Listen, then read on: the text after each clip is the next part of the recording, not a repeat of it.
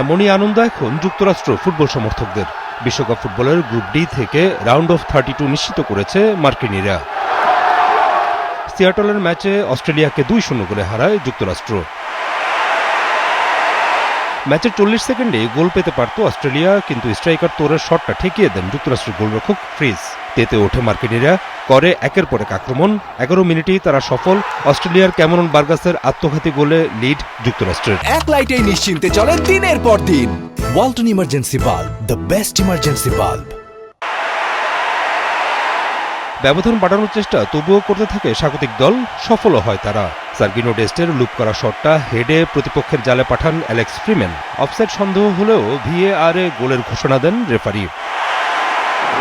ম্যাচের শেষ 30 মিনিট ছিল অবশ্য সকারুদের দখলে, কিন্তু নিজেদের বাঁচাতে পারেনি তারা। বল পজিশন থেকে শুরু করে পাসিং অ্যাকুরেসি প্রায় সব দিকেই অস্ট্রেলিয়ার চেয়ে এগিয়ে ছিল যুক্তরাষ্ট্র।